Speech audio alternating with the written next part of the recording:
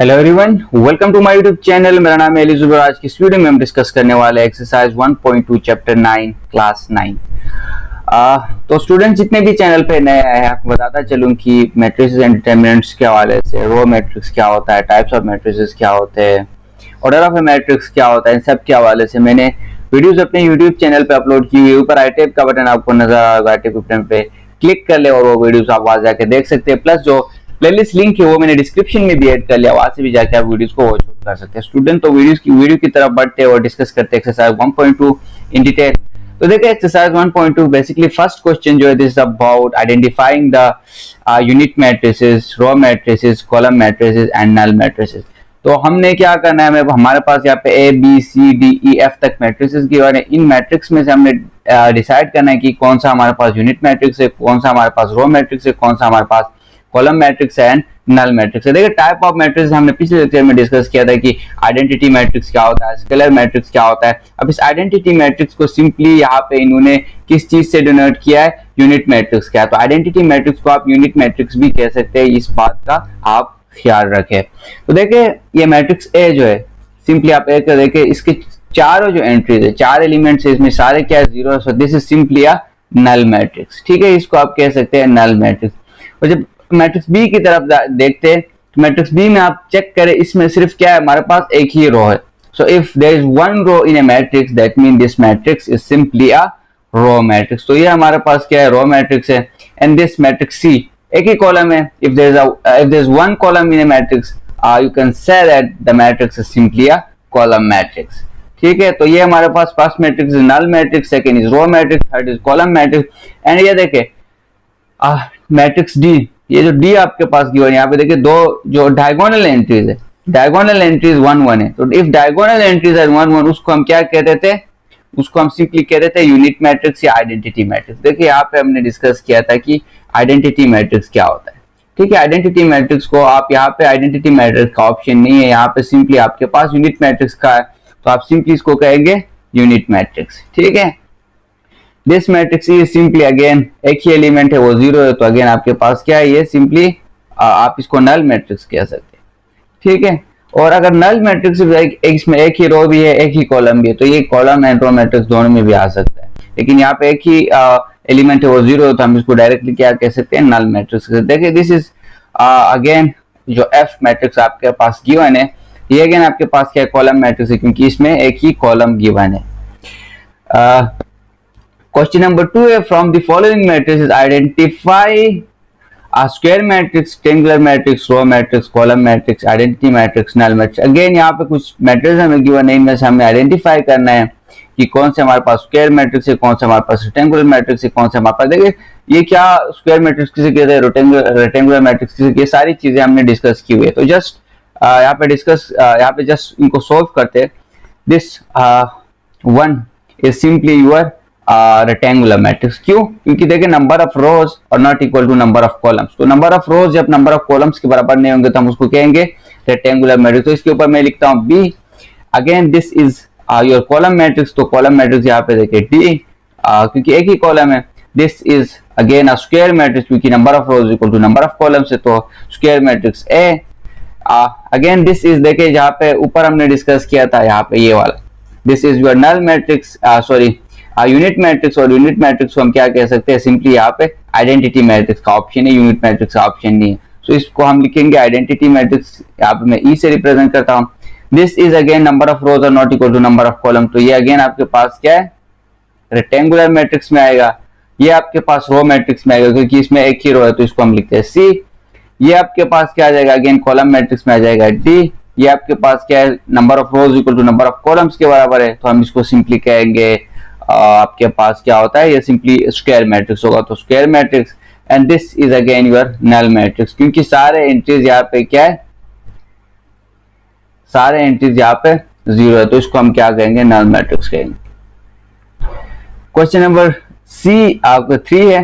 Question number 3 में from the following matrix identify diagonal. देखिए हमने कौन कौन से मैट्रिक्स को आइडेंटिफाई करना है, diagonal matrix, scalar matrix and unit matrix, या सिंपली आइडेंटिटी मैट्रिक्स को हमने क्या करना है, आइडेंटिफाई करना। अब ये देखिए ए में जो गिवन है, देखिए यहाँ पे 4 4 है। तो यहाँ पे जो डायगोनल एंट्रीज अगर सेम होती है आपके पास, तो हम उसको क्या बोलते हैं, उसको हम बोलते हैं स्केलर मैट्रिक्स। तो ये जो आपके पास है ये स्केलर मैट्रिक्स है, स्केलर मैट्रिक्स। ये स्केलर मैट्रिक्स क्या होता है, डायगोनल मैट्रिक्स क्या होता है, पिछले लेक्चर में डिस्कस की हुई, तो मैं डिटेल में नहीं जाना चाहता कि ये क्या होता है। अगेन दिस बी देखिए यहाँ पे एंट्रीज सेम नहीं है, तो एंट्रीज सेम नहीं है, आप इसको डायगोनल कहेंगे। अगेन सी में देखिए 1 1 है, तो जब भी 1 1 होगा उसको आप क्या कहेंगे, या तो यूनिट कहेंगे या आप उसको आइडेंटिटी मैट्रिक्स भी कह सकते हैं, ठीक है। यहाँ पे अगेन 3 0 है, अगेन सेम नहीं है, तो जब भी सेम नहीं होगा आप उसको डायगोनल मैट्रिक्स कहेंगे। अगेन यहाँ पे देखिए 5 माइनस 3 आपके पास 2 आता है, और 1 + 1 2 आता है, यहाँ पे सेम है, तो इसको हम क्या कहेंगे, स्केलर मैट्रिक्स कहेंगे। दिस इज रियली सिंपल, इसमें कोई मुश्किल वाली बात नहीं है।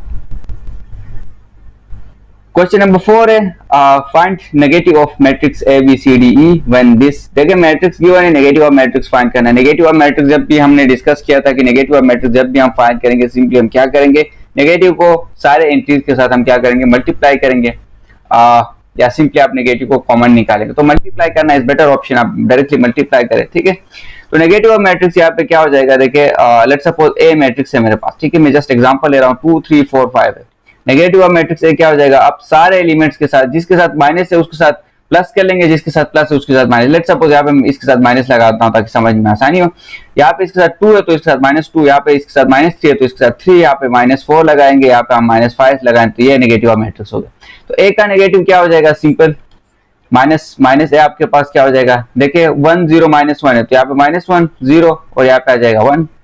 इसका जब हम नेगेटिव निकालेंगे तो यहाँ पे डायरेक्टली मैं इसी पे करता हूँ, ठीक है। तो इसको हम -b लिखेंगे, -b क्या हो जाएगा आपके पास, -3 +1 -2 -1।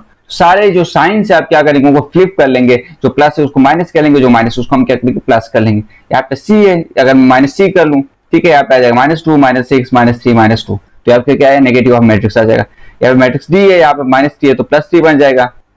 अगर हम माइनस कर ले, नेगेटिव फाइंड करें तो यहाँ पे +3 हो जाएगा, यहाँ पे -2, यहाँ पे +4, यहाँ पे -5। अगेन -e जब हम फाइंड करेंगे तो यहाँ पे -1 +5 -2 -3, ठीक है। तो इस तरह से आप क्या करते हैं, नेगेटिव ऑफ मैट्रिक्स फाइंड करते हैं। जस्ट आप साइन को क्या करते हैं, फ्लिप करते हैं, प्लस को माइनस में कन्वर्ट करते हैं, माइनस को प्लस में कन्वर्ट करते हैं। अगेन ट्रांसपोज, देखिए क्वेश्चन नंबर 5 में आपसे सिंपली पूछा गया है कि find the transpose of each of the following matrix, यानी इसमें हमने ट्रांसपोज फाइंड करना है। ट्रांसपोज हमने कैसे फाइंड करना है, अगेन पिछले लेक्चर में डिटेल में डिस्कस किया हुआ है कि ट्रांसपोज के लिए हम क्या करते हैं, इसको रिप्रेजेंट करते हैं, कोई मैट्रिक्स ए है तो उसका ट्रांसपोज ए टी से रिप्रेजेंट करेंगे। As we can find transpose by changing rows into columns and columns into rows। या तो आप क्या कर ले, रोज को कॉलम्स में चेंज कर ले, जो कि ऑप्शन है, या आप कॉलम्स को क्या कर ले, रोज में चेंज कर ले। दोनों मेथड से आपके पास क्या आ जाएगा, सेम आंसर आ जाएगा। ये आप पे डिपेंड करता है आप कौन सा प्रेफर करते हैं। सपोज ये है, ठीक है, 0 1 -2 है, तो इसको हम अगर ट्रांसपोज निकाले, ट्रांसपोज निकालू मैं, तो ये एक पूरा क्या है हमारे पास, कॉलम है, इस कॉलम को पूरा रो में कन्वर्ट करें, 0 1 -2। ये देखिए बी है, बी का ट्रांसपोज जब मैं लूंगा तो ये पूरा कॉलम में कन्वर्ट होगा, ठीक है। ये क्या हो जाएगा, 5 1 -6। अब सी है, देखिए सी का ट्रांसपोज जब मैं लूंगा, ये इसको मैं क्या करता हूँ, कॉलम में रो में कन्वर्ट करता हूँ, रो में कन्वर्ट करते 1 2 3।